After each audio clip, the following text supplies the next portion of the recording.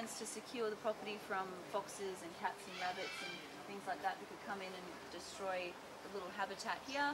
And it was just as like a nature reserve. We preserved this area, had a few kangaroos and looked after it. In 2005, Gerald and Tassin, who now own the park, bought the park. They started developing different enclosures for different species. So some people love it, some people think, oh, that's a little bit too sour for my taste, but please feel free to come have a little snack. We have here these purple berries called lily pilly berries. They grow on an Australian native bush. We've got some growing in our gardens around here, grows nice and tall, very, very pretty. The berries, sort of the consistency of an apple, but like a little sour fruit. Yeah, sour. Are you okay? A bit more. You didn't like that one? The middle bit's sort of what gives it that chalky consistency in the mouth. So we don't have This one is a bit nicer. This plant here, you can pass this around as well if you'd like to have some of that. Try it, pass it around. This is native hibiscus. Reminds me a little bit of green apples, the flavour. So if you take a leaf, you can eat the whole leaf. Whole leaf? Well, not the whole leaf. Alright, 1, 2, 3. I may take this small one. This is called Sydney peppermint gum. Very, very good for clearing your sinus. About 3 weeks ago I was very sick. I had a cold, my nose was all blocked up, it was runny, I felt terrible, my sinus hurt. I got me some Sydney peppermint and rolled it up and put it up my nose. Within about 20 minutes my sinus was nice and clear, I could breathe again. This is the muscles in your head and relieves the tension headache.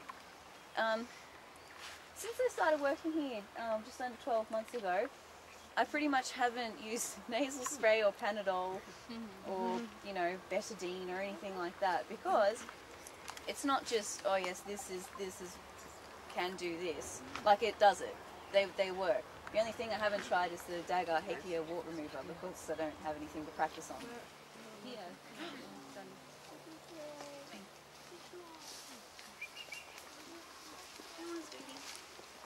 So this is Malou. Lou is alpine dingo. She's about 4 years old. Whoa. She's a very playful, very friendly girl. She loves to make new friends. She loves to smell your pockets. She loves to smell if you've got hidden treats in your purse. So don't take it personally when she invades your personal space. The thing is, people see this cute, fluffy animal in the wild and they think, how amazing, let's take some photos. Let's give it a sausage. Let's give it some steak. Let's give it a sandwich. And so then those animals start to see us as an opportunity for food. And then people camp in these areas regularly where there are dingo colonies, and these animals get frustrated when they don't receive food. Say someone gave them lots and lots of food one week, and then the next week a new family comes, they give them no food. That animal gets frustrated, that animal is hungry, that animal expects food from us. It's in those type of situations where the animal will show aggression towards people, because we haven't respected that wild boundary, and we haven't kept ourselves safe by keeping the dingo safe. Oh. Yeah. Similar to a dog. They do look like a puppy dog. Often people will say, oh, it just looks like my dog at home. The dingo is a wolf though. They came to Australia about 5,000 years ago as the Asiatic grey wolf. Over 5,000 years of evolving and adapting to the Australian climate, they became the dingo that we see before us today. So they share many, many characteristics with the wolf still. They hunt in packs, they don't bark, they howl like a wolf does, and their mannerisms too. Even though in Australia, if you have proper licensing and you follow certain regulations, you can have a dingo as a pet in your backyard, but whether they are fully domesticated like a Labrador or a Jack Russell can be, is questionable, because you can never ever let them off their lead, because they hunt. They're hunters. Like, you know, if you're going to liken them to a domestic pet, they're more like a cat. They're very independent, they're very instinctual, and they can be quite moody. Neil, Diamond, Brian. Yes. Brian, We're really funny here at Walkabout Park. So, just the same with all of our snakes, don't touch his head. No. Not he's a friendly snake. He's very calm, very placid, but he gets a little bit frightened. So nice and gentle. Beautiful. He is, isn't he? Everyone thinks they're going to be slimy and yucky and creepy. You can hold him, yes. You don't have to. When you hold him, don't squeeze him. Just hold him nice and gently.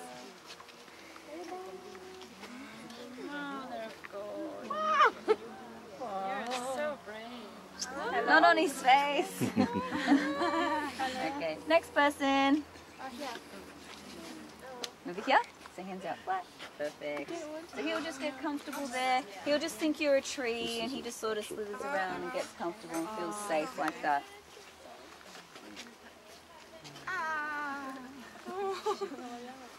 Nice. He's really placid. He is placid, isn't he? He's very calm. My aunt keeps snakes. Oh, pretty awesome. yeah. It's really strong. It's when it moves. Very strong. Oh, okay, cool. Thank you. I'll be like, Wow, amazing. Oh, look at this. Alright. Because we are running a little bit late, I'm going to sort of overload you with animals. So we're going to have an echidna interaction while we're also doing snake interaction. So lovely Ranger Tash is going to help people with the snake. She'll let you pat the snake, or if you want to hold the snake, you can have a little go. And if you would like to see the echidna, I'll just be standing a few meters over here and you can come have a little pat and a little...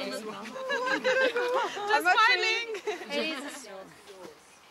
I can move. Huh? I can move. No? No, I'm a tree? Oh my god. you are. Trees do blow in the wind. Oh, can I take? Whoa. Yeah. Can I hold? Thank you. So let's get you to support. Neil is very handsome. Okay. Very funny. It doesn't look like he'd be good at swimming. The echidna is very good at swimming. Yeah, very, very special little animals, these ones. They're found all across Australia. He's moving. Thank you.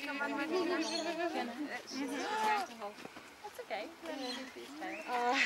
Restrict what he's doing, but we're just supporting him. I might put around. I'm going to put Liquor back to bed now, and then after Neil, we're going to go see a koala.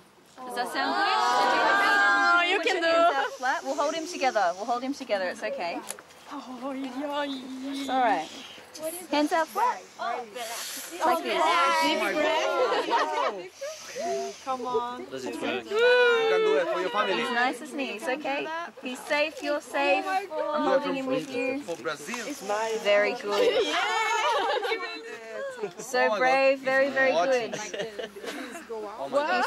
He can smell. He's just smelling. They smell with their tongue. He's just having a smell of your shirt there. Smelling your... He thinks you're very nice. Oh, really? Sorry, mate. All good? You had enough? Good, yeah. Good job. That was very brave. Good work. So even though snakes look like sort of big funny sausages, we are still very gentle with them. They have a spine just like us that they can injure. They have a heart, they have lungs, they have organs just like we do. So we still must be gentle with them. Very good. Hey, I've got some brave with me. Yeah. So there we go.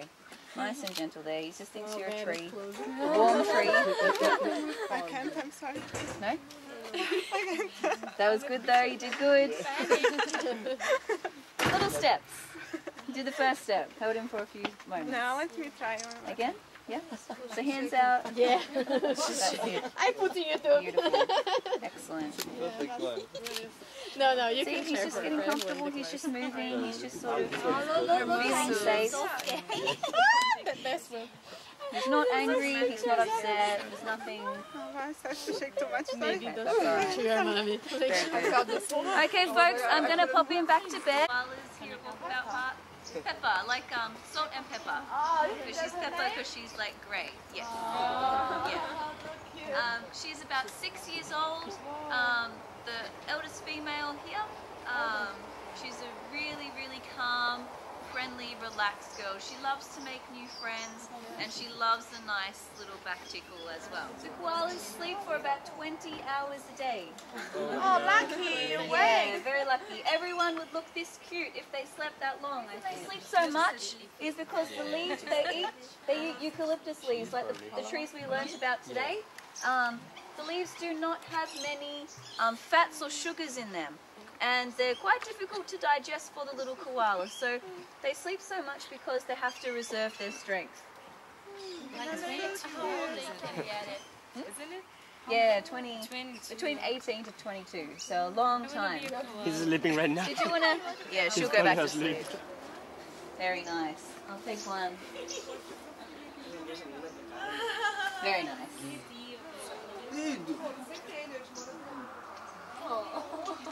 Of course, yes.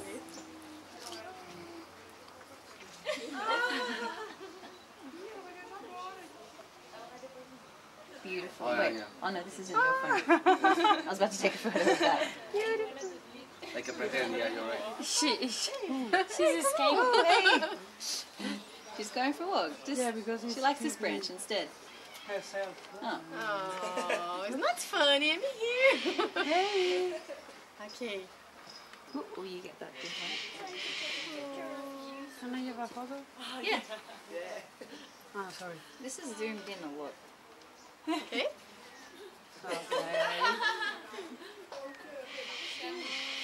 Yoga, stretching and doing stuff. She loves the cameras.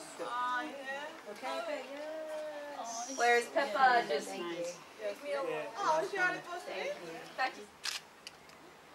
Mais duas, né? Don't you want to look at me? she's too busy looking forlorn and dancing. Can I go Yeah, on the other side? Yeah, of course. Hey. But I can't scratch her back. Oh, you can give her a pat, of course. Yeah, that's fine. Just don't put your face or hands too close to her face. Okay. But she's a friendly girl. She's, you know, she's not going to hurt you. Oh, she likes you. Oh, look. She's Oh, little scratch. itchy. Whoops. Oh.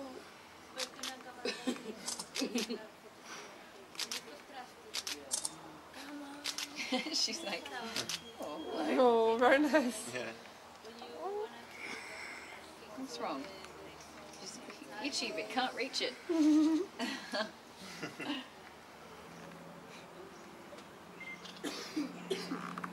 That. Oh, look. It smells nice. Do you use eucalyptus shampoo? Maybe? No, no se te ve el bicho. No ve el bicho. Así.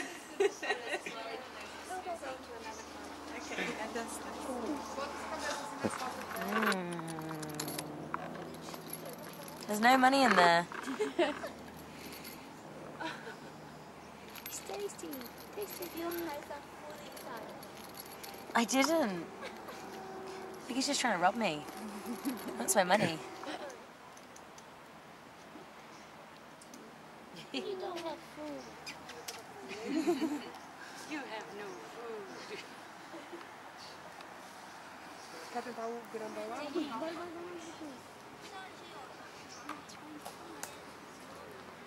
All that long. Even a healthy one will live 7, 8, 9 if they're really lucky. So 6 is like the tail end of his years.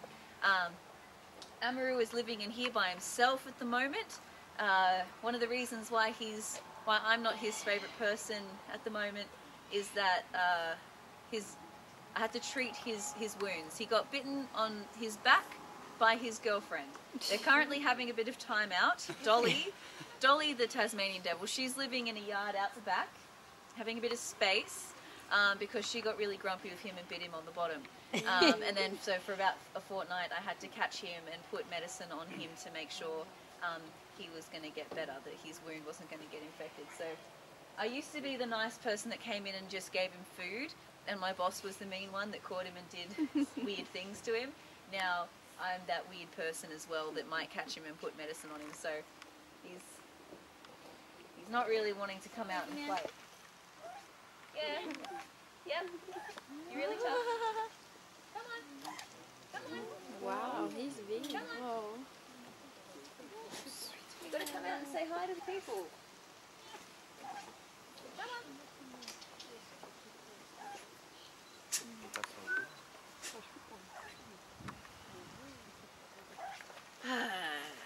Oh, wait.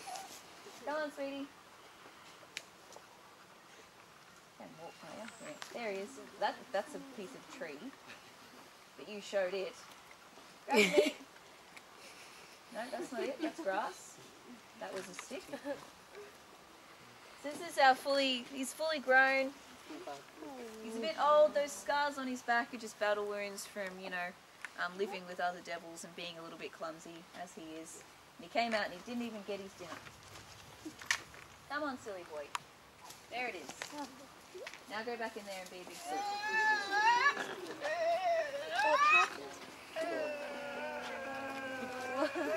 So this is what they look like when they're a bit younger.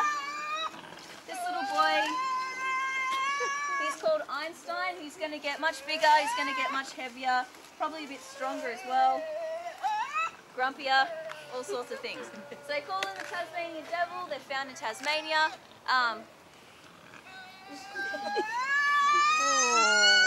When Europeans first came to Australia, they came from a country where they'd seen a lot of birds, a lot of goats, a lot of deer, stuff like that. Never in their life had they seen an animal like this before.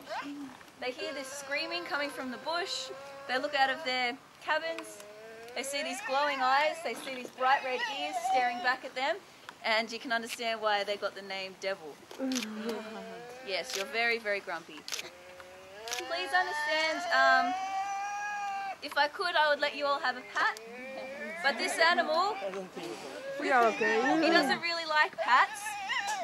Alright, so it might look a little bit mean that I grab him by the tail and I bring him up here and, you know, do a talk like that, but just like Amaru, one day he might get an injury and he might need to be treated daily for something. Because Amaru came from like a free-range exhibit environment where he hardly ever saw people, it's very, it's quite stressful for him when we have to do stuff like that. And we try to minimize it as much as we can, but sometimes you just can't. If he's sick, he needs medicine. These guys, if we handle them every day in a positive way, here you go, back on the ground, nothing happened to you, you're fine and healthy, here's some food. Come on. We try to get them, with all our animals, we try to get them to sort of interact with us as much as they feel comfortable with. Because, sorry, don't fall off though, there you go. It helps us to give them a bit of a visual examination to make sure they're nice and healthy. I can see their noses are nice and shiny, their eyes are clear,